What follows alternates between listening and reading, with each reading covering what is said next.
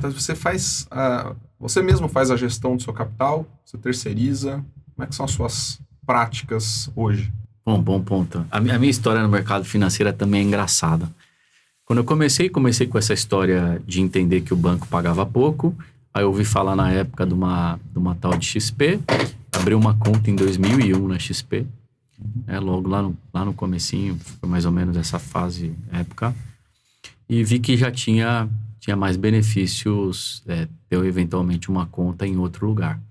E aí, só que eu comecei, aí já me abriu a oportunidade de negociar com o meu banco, né? E quando você vai tirar a grana do banco, o banco também negocia. Sim. Então eu comecei a ter rendimentos já diferenciados no meu próprio banco, porque eu negociei, disse assim, vocês estão pagando menos que o outro.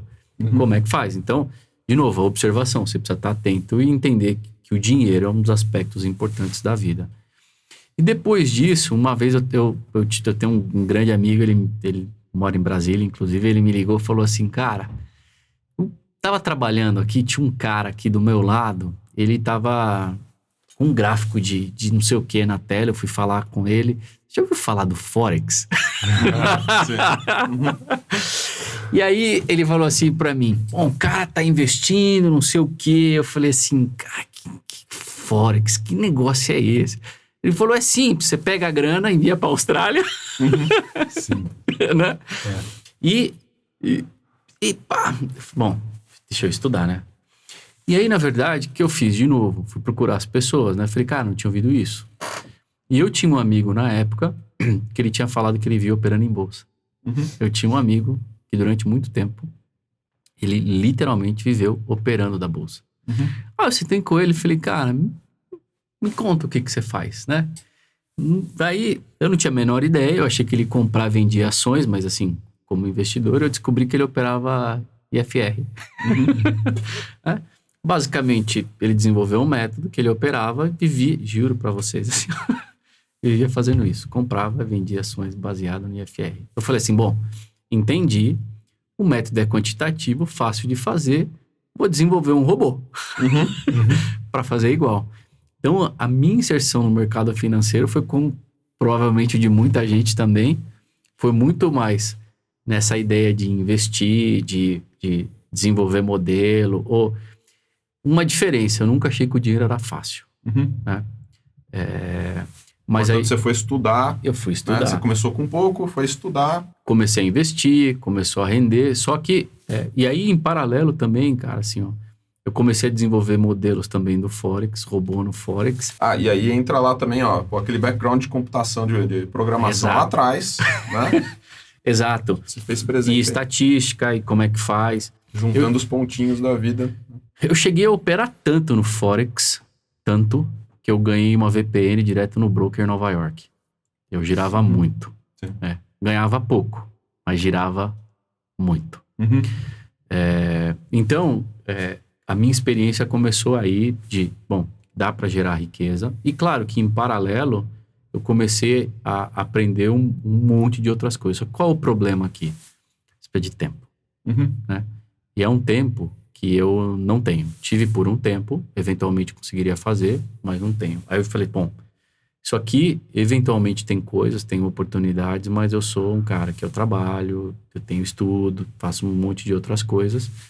Eu falei, bom, com o que eu aprendi, o que eu consigo fazer, né? Aí eu comecei cada vez mais, eu fui estudar valuation, né? Como é que os analistas fazem? De novo, cada hora indo atrás de alguém. Aí eu conheci uma mulher que ela largou a vida dela e vive investindo a grana dela. Ela vive literalmente. Porque assim, tem outra coisa importante, assim, ó.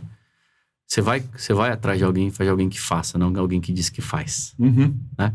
Então, a minha vida inteira eu fui procurar as pessoas que faziam aquilo, né? E, cara, eu achei a ideia do valuation, da análise de empresas também fantástico. Só tem um problema. Tempo. Né? Então, no final, qual é o modelo que fez mais sentido para mim, o que deu mais certo para mim? Eu faço minha análise, especialmente análise macro do ambiente. Eu tenho tempo, faz sentido. Estudei administração, é onde eu consigo navegar com mais facilidade, né? Pago research para que eles possam analisar. Cara, eles têm muito mais gente para fazer análise das empresas do que eu. Então, eu leio relatórios sobre as empresas, leio relatório sobre FII, sobre absolutamente tudo que tenha no mercado, mas eu faço a minha composição do meu portfólio baseado no meu apetite de risco, baseado no que o mercado tem.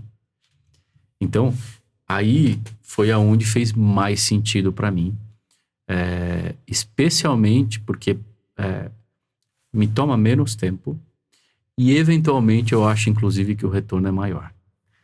Por quê? Bom, você pode falar assim, bom, e quem vive disso, faz isso todo dia? Eu falei, cara, quantas pessoas a gente conhece que que geraram riqueza fazendo trade? Quantos você conhece? Jim Simons? Jim Simons, lá nos Estados Unidos. Né? Edward Thorpe. Né? Só. Né? O Buffett também. Mas, enfim, ao longo de várias décadas, aquela coisa toda, são raríssimos. Quem ganha dinheiro mesmo no mercado financeiro fala, pô, o Benchimol. Né? Benchimol construiu uma empresa que intermedia negócios. Ele não fez o investimento em si. Né? Então, assim, de investimentos mesmo é raríssimo. E vou fazer mais uma pergunta para vocês. Assim, ó, vocês descobriram a fórmula da fórmula da Coca-Cola. Vocês estão ganhando 10% de tranquilidade no mercado financeiro. Você faz o que com essa fórmula? Você vai me dar? Isso aí. Até porque entra na parte de mercados eficientes. Uma vez que você tem um segundo player rodando a mesma coisa, a mesma ideia, acabou a sua vantagem no mercado. E novamente está conectado ao que a gente discutiu até aqui, porque quem está começando habitualmente fica frenético. Né? Compra, vende o tempo inteiro de tudo, às vezes sem conectar um portfólio que faça sentido, né? que se conecte realmente com o próprio perfil. É a primeira coisa que a gente precisa corrigir, assim, quem está começando a estudar investimentos, né? O excesso de atividade, o excesso de esforço sem direção. Exato. Não é? Ele não tem direção, mas ele acha que quanto mais ele se mexer, quanto mais ele comprar, mais ele vender, mais benefício ele tende a colher, sendo que é exatamente o contrário, né?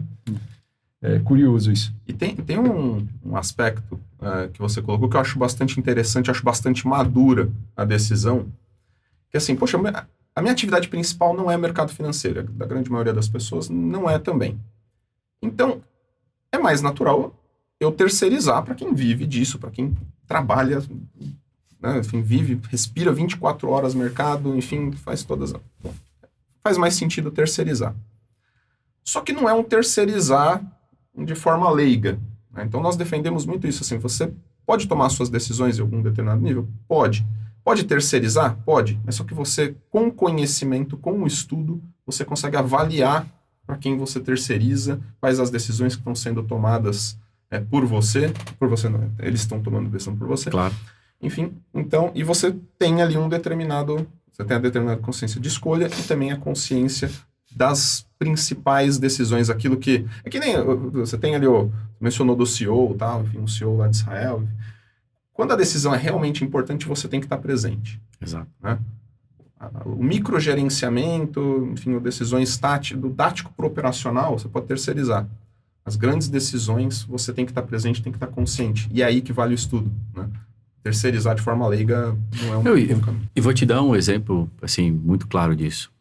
De decisões que eu tomei e que foram acertadas. E, eventualmente, também tomei algumas que eu acho que foram ruins e posso compartilhar também. Mas vou dar um exemplo clássico. Quando a Bolsa estava operando máximas, especialmente lá nos Estados Unidos, existe uma corrente que diz assim, vai lá e aporta um pouco todo mês. Que é bom. Eu acho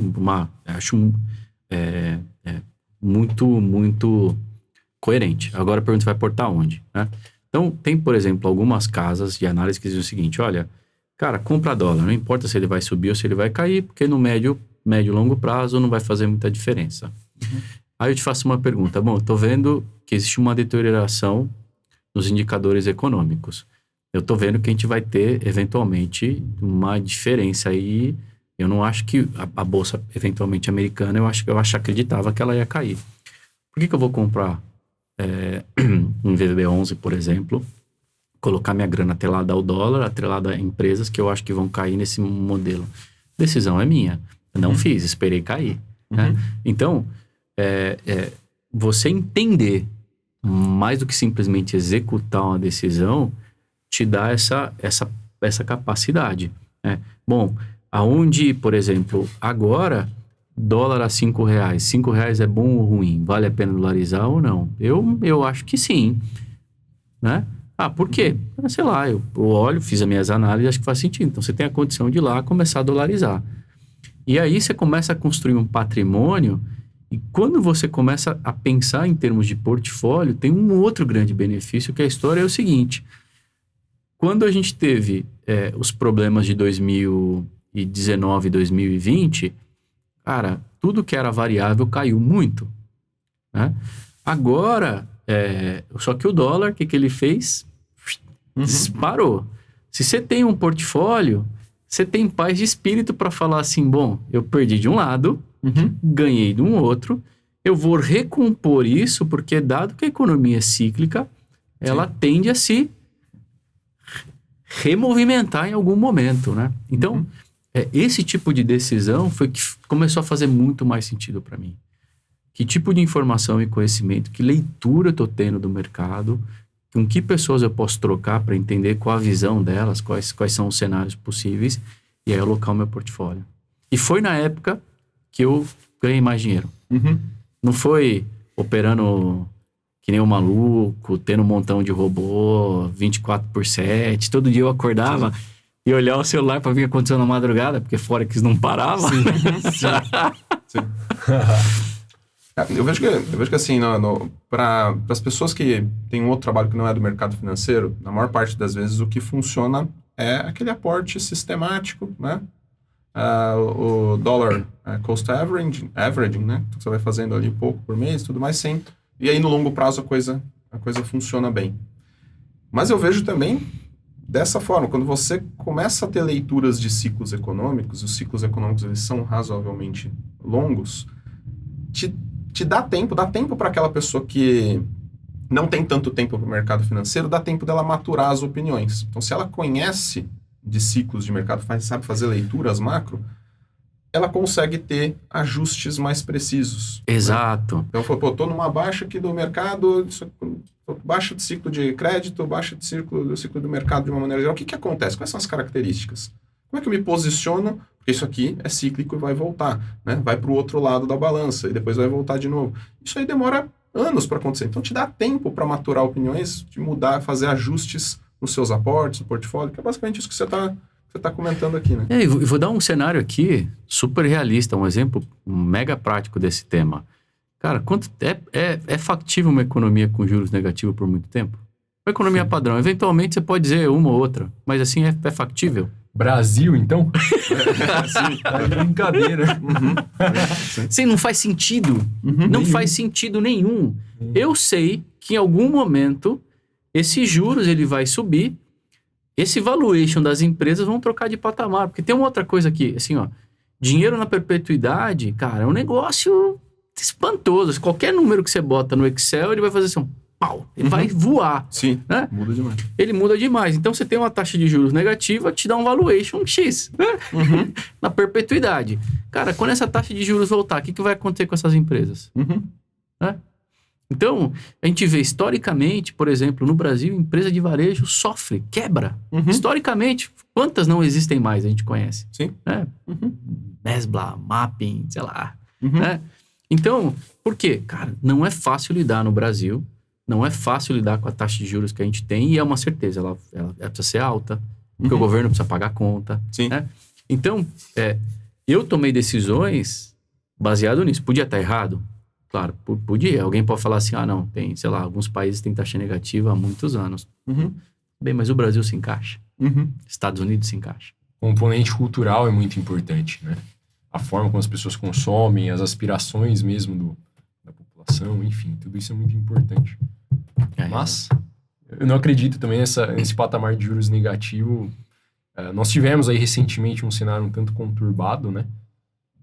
Muita gente chegou à bolsa no all-time high, tanto aqui no Brasil quanto fora, né? Agora que está popularizando o mercado americano, muita gente entrou na alta e o problema na interrupção de aporte está justamente que esse cara agora está marcado na alta histórica, né?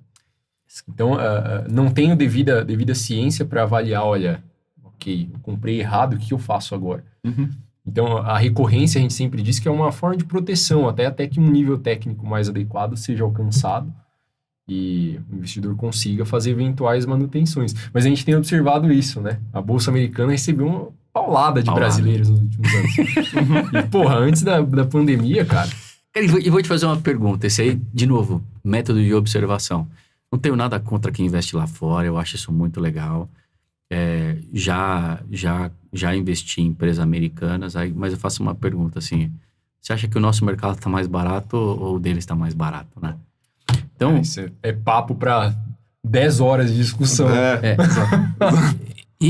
Esse exatamente é o ponto, assim, ó.